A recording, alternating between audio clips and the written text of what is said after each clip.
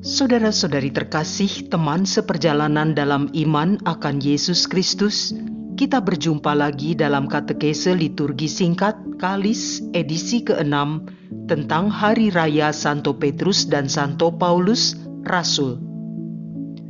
Mengapa hari raya kedua rasul hebat ini dirayakan bersama-sama oleh gereja? Robertus Suparjo mengupas secara singkat sejarah dan alasannya, serta bagaimana kita bisa meneladani mereka untuk menjadi rasul Kristus yang sejati. Selamat merayakan Hari Raya Santo Petrus dan Santo Paulus. Kiranya kita semakin menjadi saksi hidup dan pewarta Injil hingga akhir seperti mereka.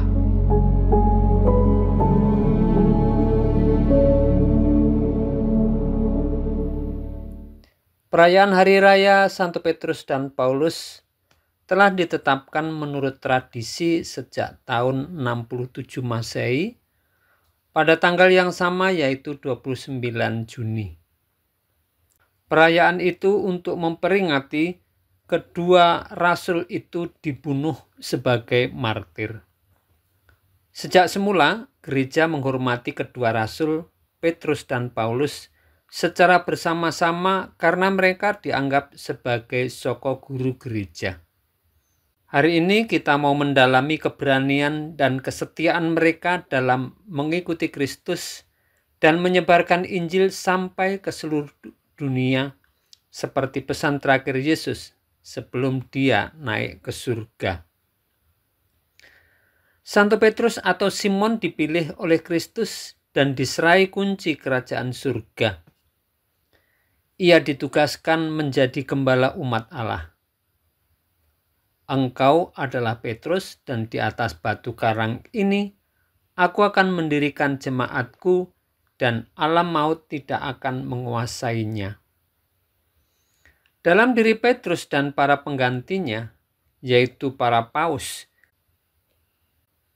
kita melihat tanda kesatuan dan persekutuan gereja dalam iman dan cinta kasih. Pada tahun 64 Masehi, di bawah pemerintahan Kaisar Nero, Petrus memberikan kesaksian iman terindah dengan mati disalibkan di kota kesayangannya, yaitu Roma. Petrus dimakamkan di Bukit Vatikan di Roma. Di atas makam itu kemudian didirikan Basilika Santo Petrus. Paulus dipanggil oleh Yesus saat melakukan perjalanan ke Damsyik untuk membasmi mereka yang percaya kepada Yesus.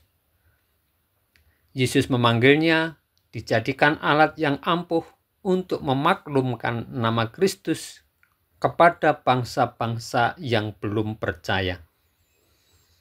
Paulus merupakan misionaris terbesar segala zaman, pembela keselamatan bangsa-bangsa yang tidak mengenal Kristus.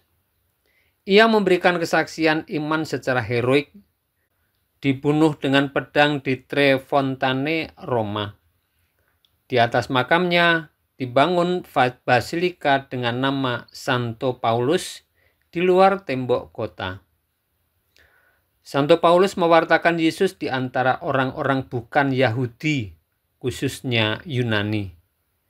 Ia menjelaskan kepada mereka pertanyaan-pertanyaan yang mendalam mengenai iman yang ada di dalam hati orang Yunani, lalu membawa kepada pemahaman akan Allah. Ia mengkritik sikap orang Yahudi yang menganggap diri mereka lebih tinggi dan menutup hati terhadap bangsa lain.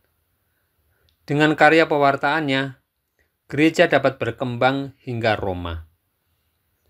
Kedua tokoh, Santo Petrus dan Paulus, saling melengkapi. Santo Petrus sadar bahwa keselamatan dianugerahkan kepada segala bangsa berkat penglihatan yang Allah berikan kepadanya. Penglihatan itu diperkuat dengan perjumpaannya dengan Cornelius yang mendapat penglihatan dari Allah.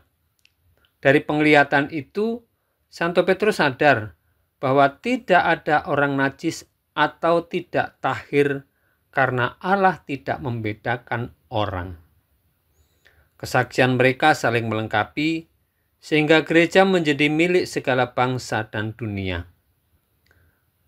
Perayaan Santo Petrus dan Paulus merupakan salah satu hari raya pertama gereja dan dirayakan bersama-sama sudah sejak tahun 258 dan makin meluas pada abad keempat. Mengapa dirayakan bersama-sama?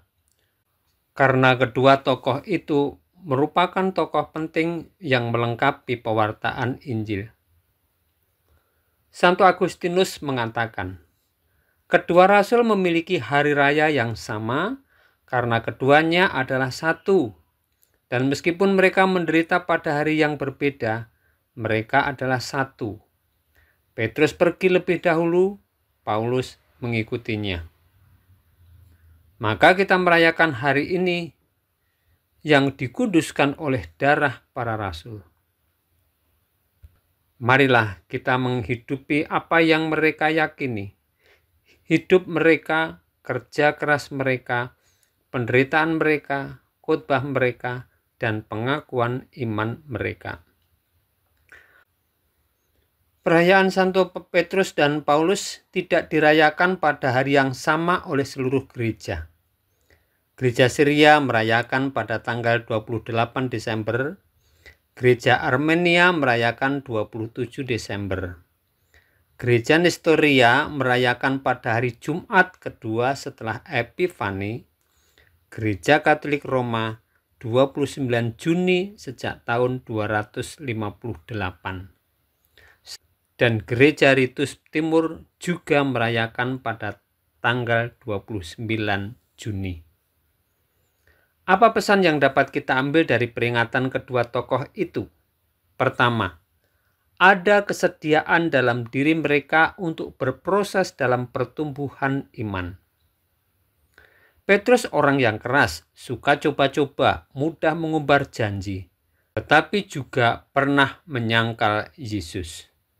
Namun kerendahan hati, keterbukaan hati, dan kesediaan untuk dibentuk dan ditata oleh Tuhan, serta diteguhkan dengan beraneka peristiwa iman yang disaksikannya sendiri, membuat ia mengalami transformasi. Ia menjadi orang beriman yang kokoh dan kuat seperti wadas dan selalu siap melaksanakan kehendak Allah.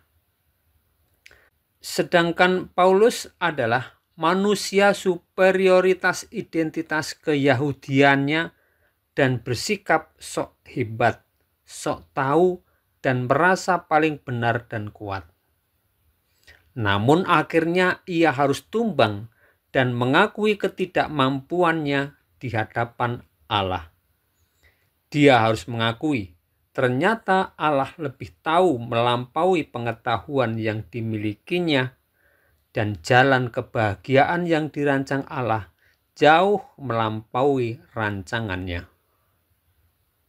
Kedua, ada semangat yang bernyala-nyala dalam diri mereka untuk melanjutkan karya misi Allah di tengah dunia. Mereka adalah para murid yang tidak kenal lelah untuk menghantar orang menemukan Tuhan sebagai sumber kehidupan sejati. Mereka berani dan rela mengorbankan hidupnya atau nyawanya demi kebenaran dan tetap tegaknya kerajaan Allah di tengah dunia. Ketiga, mereka mengabadikan nilai-nilai luhur kehidupan dalam tulisan-tulisan suci. Karya tulis mereka dicantumkan dalam kitab suci juga karena berisikan jalan-jalan kebenaran dan kebajikan sejati sebagai pencerahan dan penuntun bagi orang lain, sehingga mereka pun bisa menata hidup mereka sesuai dengan rancangan Tuhan yang adalah jalan dan kebenaran dan kehidupan sejati. Sama seperti Petrus dan Paulus, kita juga dipanggil untuk menjadi pembela kebenaran dan pewarta Injil. Mari kita buka hati untuk menerima Yesus untuk tinggal dalam diri kita, agar kita semakin memiliki keberanian dan kerelaan untuk menjadi rasul-rasul Tuhan di era sekarang ini.